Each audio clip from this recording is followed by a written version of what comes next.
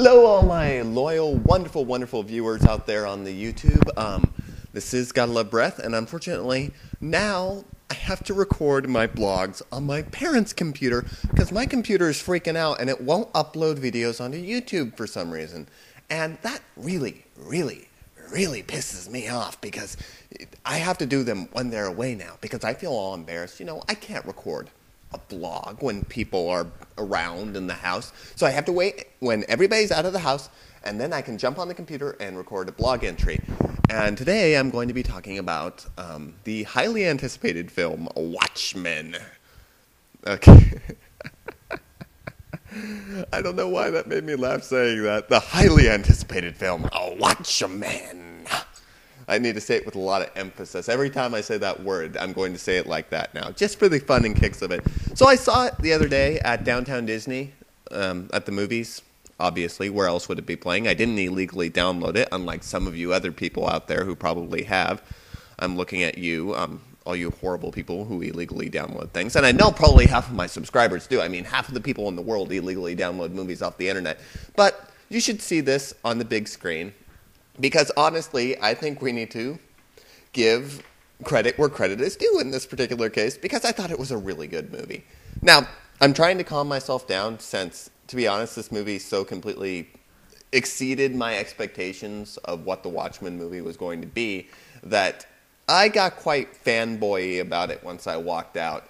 But I'm going to try to keep level-headed and just observe this film as a movie. I'm not going to talk at all about how it compares to the graphic novel because I'm sick of hearing about that. A movie should be judged as a movie. I hate when an adaptation is always constantly being compared to the graphic novel.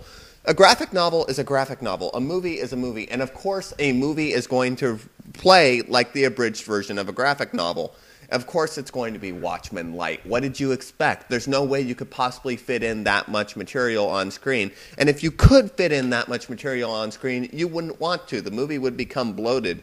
In fact, even though it reads like the abridged version of Watchmen, the movie is long.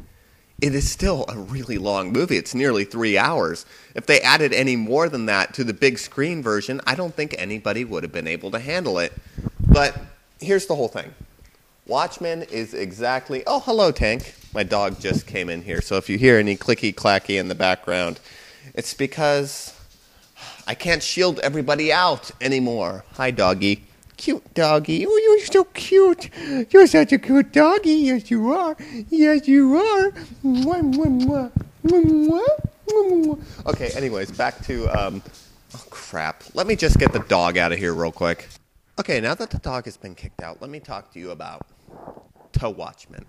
Watchmen is a movie set in an alternative 1980s where superheroes are basically the norm. They were the norm, at least. And now they've been outlawed. No more masks. You can't be a superhero anymore. It's illegal. And now somebody's killing off costumed heroes, or people who used to be costumed heroes. And they're trying to investigate what's going on there. Or at least Rorschach is. The rest of them are basically staying out of it, which is obvious why. They don't want to get anywhere near it. They don't want to be suspect. But Rorschach is out there trying to figure out who's killing off costumed heroes.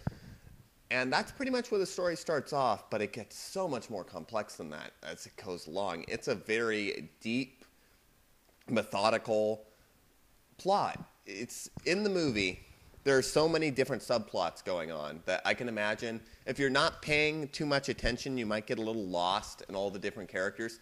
But I admire that in a film nowadays. Most of the time, a movie is so linear and so down a narrow path that it just, there's no gratification.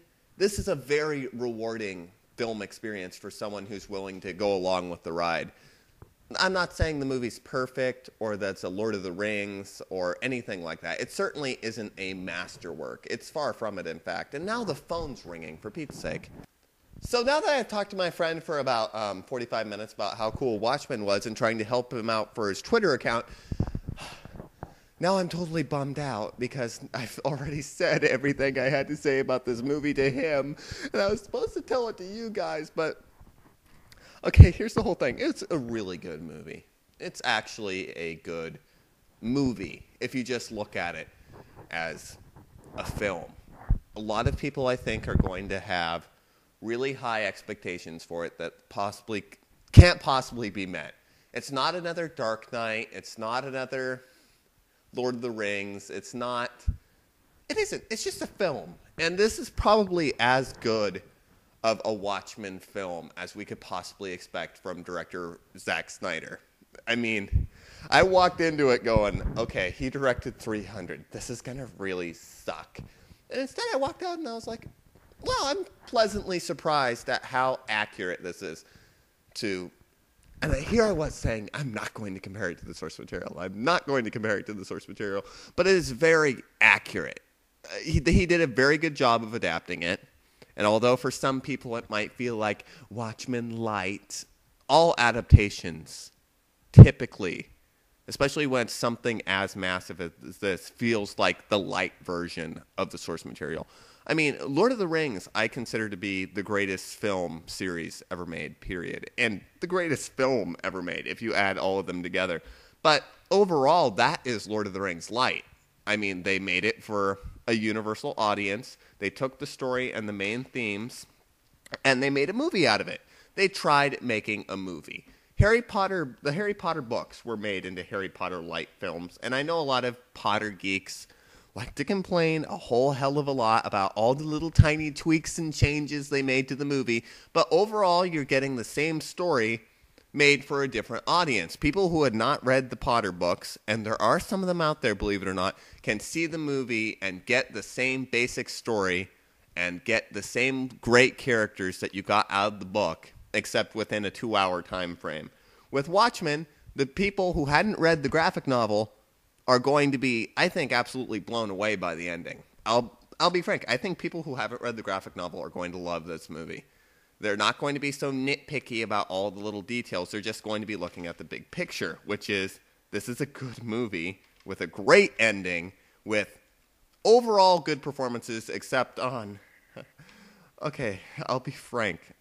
Silk Spectre and her mother suck. Sally Jupiter and Silk Spectre are two of the worst actresses that I've seen in a very, very long time. They can't deliver a line to save their lives. And the scenes with those two together are pretty painful.